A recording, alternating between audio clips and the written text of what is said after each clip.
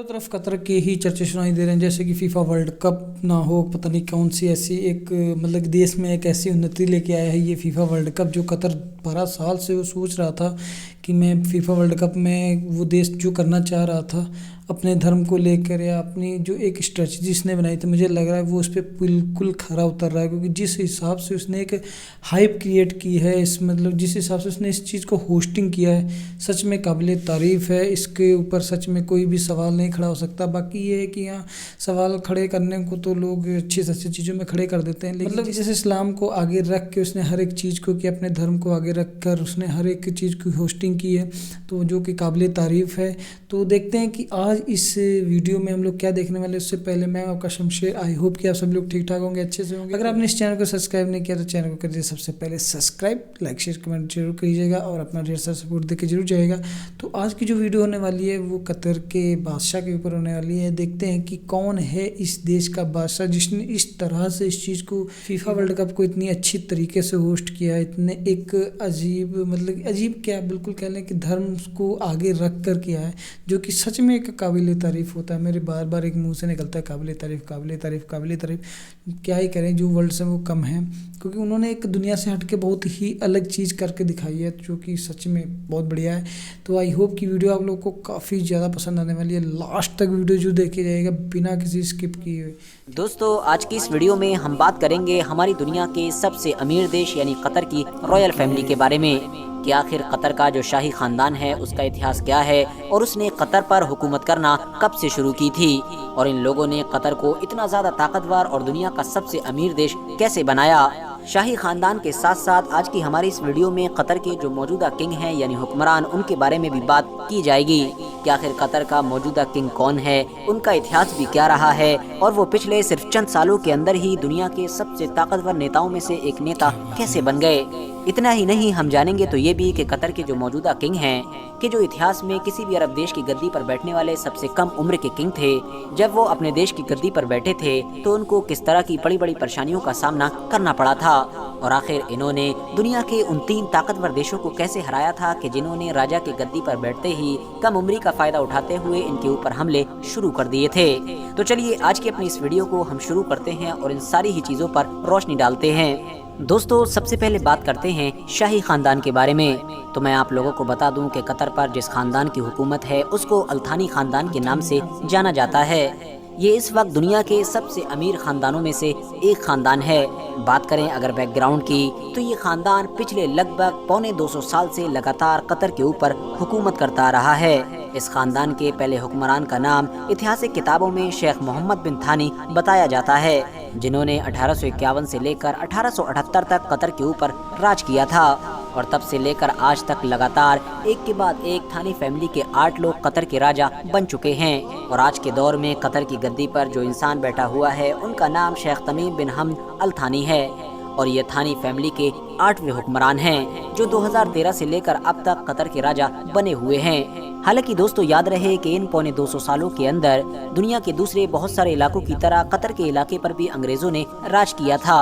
और बाद में दूसरे देशों की तरह ही वक्त के साथ इसको आज़ाद भी कर दिया था। मगर अंग्रेजों के राज में भी अल्थानी फैमिली का दबदबा कायम रहा था। वो इसलिए क्योंकि अंग्रेजों का राज ही अल्थानी फैमिली की रजामंदी के साथ शुरू हुआ था। हुआ ये था कि जब हमारी दुनिया में फर्स्ट वर्ल्ड वॉर शुरू हुई थी तो दुनिया के दूसरे छोटे छोटे देशों की तरह कतर को भी अपनी हिफाजत की फिक्र होने लगी थी। उसको पता था कि अगर उसने दुनिया की किसी बड़ी शक्ति के साथ हाथ नहीं मिलाया तो कोई न कोई बड़ी ताकत उसके ऊपर आकर कब्जा कर लेगी और उसके पास तो एक ताकतवर और बड़ी आर्मी भी नहीं है कि जिसकी मदद से वो अपने इलाके की हिफाजत कर सके। इसीलिए फर्स्ट वर्ल्ड वॉर के दौरान ही अल्थानी फैमिली ने अंग्रेजों के साथ एक सौदा कर लिया था, जिसके मुताबिक अंग्रेजों को कतर के दुश्मनों से कतर की हिफाजत करनी थी और बदले में कतर ने भी अंग्रेजों को अपनी जमीन से निकलने वाले तेल और गैस का हिस्सेदार बना दिया था। इस हिसाब से इन दोनों का ये गठजोड़ चलने लगा था।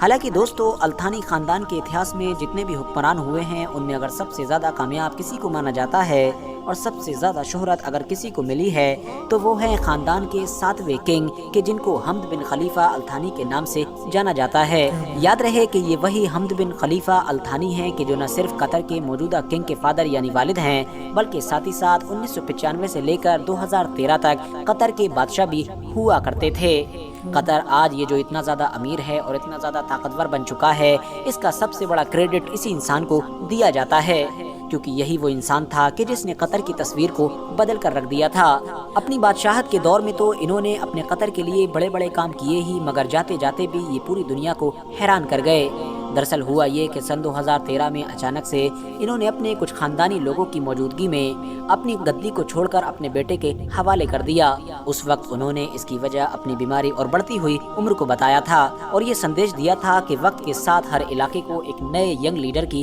ضرورت ہوتی ہے۔ یاد رہے دوستو کہ موجودہ عرب دنیا کی لگ بھگ سبھی حکومتوں میں یہ رواج چلا آ رہا ہے کہ بادشاہ اس وقت تک اپنی گدی نہیں چھوڑتا ہے کہ جب تک اس کی موت نہ ہو جائے، یعنی اس کے بیٹے یا پھر اس کے چھوٹے بھائی کو سلطنت کی گدی اسی وقت ملتی ہے کہ جب پرانے بادشاہ کی موت ہو جاتی ہے۔ مگر قطر نے نہ صرف اس پرانی پرمپرا کو توڑا بلکہ یہ ثابت بھی کیا کہ ایسا کرنا بہت ضروری ہے، اور ایسا اس لیے کہہ رہا ہوں کیونکہ حمد بن خلیفہ التھانی نے گدی چھوڑنے کا جو فیصلہ لیا تھا وہ یقینی طور پر کامیاب ثابت ہوا۔ دراصل دوستو ویسے تو حمد بن خلیفہ التھانی کے دور میں ہی قطر نے کامیابیوں کی نئی بلندیوں کو چھو لیا تھا، مگر پھر بھی جو کچھ فیلڈز ایسے رہ گئے تھے کہ جس میں حمد بن خلیفہ قطر کو کامیاب نہ کر پائے تھے، اس میں ان کے بیٹے یعنی قطر کے اگلے راجہ تمیم بن حمد التھانی نے کامیاب کر دیا۔ ایسا مانا جاتا ہے کہ اگر قطر کو امیر اور طاقتور حمد بن خلیفہ التھانی نے بنایا ہے تو قطر کو انٹرنیشنل لیول پر پہچان ان کے بیٹے یعنی تمیم بن حمد التھانی نے دلائی ہے، ورنہ اس سے پہلے تک قطر دنیا کی پولیٹکس کا اتنا بڑا کھلاڑی نہیں مانا جاتا تھا۔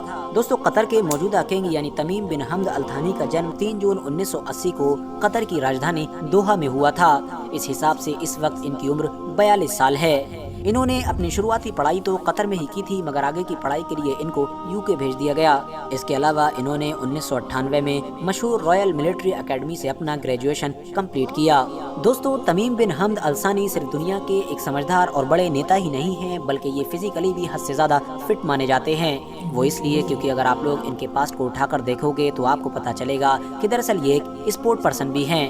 عام طور پر گوگل پر ان کو سرچ کرنے پر آپ لوگوں کو ان کے بہت سارے ایسے فوٹوز مل جائیں گے کہ جس میں یہ آپ لوگوں کو فٹ بال کھیلتے ہوئے نظر آئیں گے۔ قطر کی آرمی میں بھی ان کا ایک لمبا اتہاس رہا ہے، یعنی یہ کہہ سکتے ہیں کہ یہ ایک سینک بھی ہیں۔ اتنا ہی نہیں، سن 2003 کے دور میں ان کو قطر کی آرمی کا ڈپٹی کمانڈر آف چیف بھی بنایا گیا تھا، تو اس سے اندازہ لگایا جا سکتا ہے کہ یہ فزیکلی کتنا زیادہ فٹ ہیں۔ سن 2022 کا فیفا ورلڈ کپ جو قطر میں ہو رہا ہے، اس کو بھی ممکن بنانے کا کریڈٹ اگر کسی انسان کو جاتا ہے تو وہ صرف اور صرف تمیم بن حمد الثانی ہیں، کیونکہ سن 2003 سے ہی، یعنی تب سے کہ جب سے یہ قطر کی پولیٹکس میں صحیح طور پر انوالو ہونا شروع ہوئے تھے، تب سے ہی انہوں نے لگاتار اس چیز کو لے کر کوششیں شروع کر دی تھیں۔ قطر کے اندر فٹ بال سے ریلیٹڈ ایسا ماحول بنانا شروع کر دیا تھا، اور سن 2010 میں انہی کوششوں کے نتیجے میں ہی قطر سن 2022 کے فیفا ورلڈ کپ کی ہوسٹنگ لینے میں کامیاب ہو پایا تھا۔ ہوسٹنگ مل جانے کے بعد بھی قطر کے سامنے جو بڑی بڑی مشکلیں تھیں، یعنی کہ زیادہ سے زیادہ اسٹیڈیم بنانا،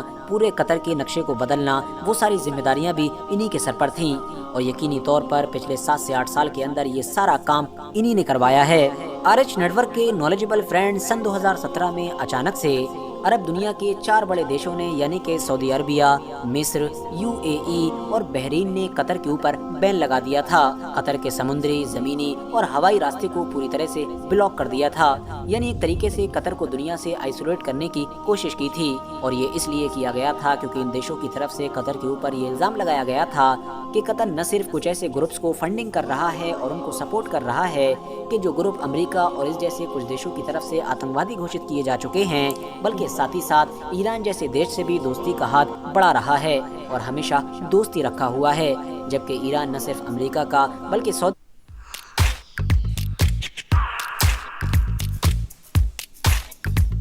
عربیہ اور اس جیسی کچھ عرب کنٹریز کا بھی دشمن مانا جاتا ہے۔ فی الحال بین لگاتے وقت ان سبھی کنٹریز کو یہ امید تھی کہ قطر ہمارے اس بین کو چند دن بھی نہیں جھیل پائے گا اور پریشان ہو کر 1-2 ہفتے کے بعد ہی سرنڈر کر دے گا اور ہماری ساری شرطوں پر مان جائے گا۔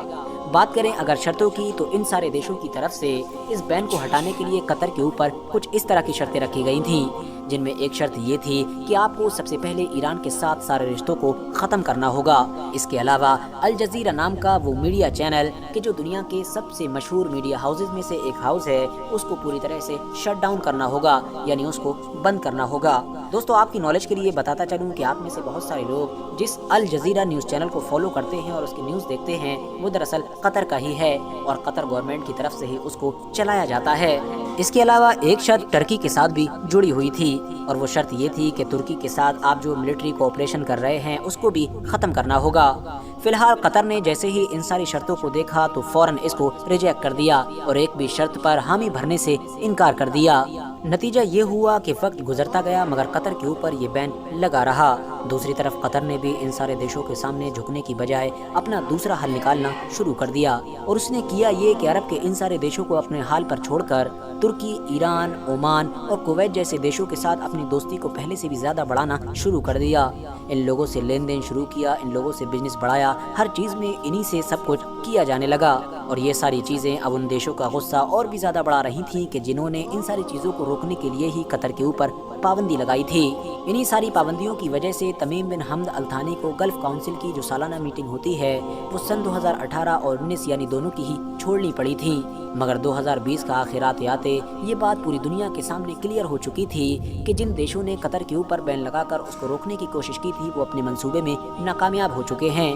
क्योंकि जब आकलन किया गया तो ये चीज़ सामने निकल कर आई कि इन सारी पाबंदियों की वजह से कतर के ऊपर ज़र्रा बराबर भी कोई फ़र्क नहीं पड़ा है। कतर जहाँ खड़ा था वहीं खड़ा है, बल्कि उससे तेज़ी के साथ उसकी ग्रोथ हो रही है। मजबूरी में आकर अब इन सारे देशों को कतर के ऊपर से न सिर्फ वो सारे बैन हटाने पड़े बल्कि खुद कतर के ही साथ इन लोगों ने अपने रिश्ते नॉर्मल कर लिए। बगैर किसी शर्तों को माने हुए कतर के ऊपर से इन सारी पाबंदियों के हटने को कतर देश के लोगों ने एक जीत के तौर पर सेलिब्रेट किया था और तमीम बिन हमद अल थानी भी अपने आप को एक काबिल नेता साबित करने में कामयाब हो गए थे। क्योंकि जाहिर है जिस वक्त वो गद्दी पर बैठे थे उस वक्त वो कतर के सबसे कम उम्र गद्दी पर बैठने वाले राजा थे। आज की अपनी वीडियो को हम यहीं पर ख़त्म करते हैं। एक छोटा सा देश यार, उसके पीछे इस तरह से हाथ धो के पड़ जाना, मतलब सब लोग, सब आस पड़ोस के मुल्क उसको मतलब कि दबाने के लिए सोच रहे थे, जैसे कि उसके ऊपर बैन्स लगा दिए। फिर भी वहाँ के जो भी नेता थे, जो भी 8वें 7वें 8वें दोनों नेता जो भी थे, उन्होंने मतलब कि पूरे अपनी जी जान से या समझ लीजिए पूरी इसको अच्छे से उस चीज़ को संभाला, अपने देश को संभाला और एक कहाँ से कहाँ ले गए उसको छोड़, ग्राउंड लेवल से बिल्कुल इंटरनेशनल लेवल तक उसको पहुंचा दिया। और सही में 8 पीढ़ियों से मतलब कि ये ख़ानदान मतलब कतर को मतलब कि वहाँ की गद्दी को संभाला है। सच में काबिल तारीफ़ है और उसने कहाँ से कहाँ तक कतर को पहुँचा दिया है, काबिल तारीफ़ है। आई होप कि आप सभी को ये वीडियो काफ़ी ज़्यादा पसंद आई होगी और आपको इसमें से बताइए कौन सी चीज़ अच्छी लगी। जो चीज़ अच्छी लगी प्लीज़ कमेंट बॉक्स में जरूर बताइए, क्योंकि हमें भी पता चले कि क्या कौन सी चीज़ ऐसी है जो आपको भी अच्छी लगती है। तो मिलते हैं नेक्स्ट वीडियो में एक और अच्छे से रिएक्शन के साथ, तब तक टेक केयर, बाय बाय।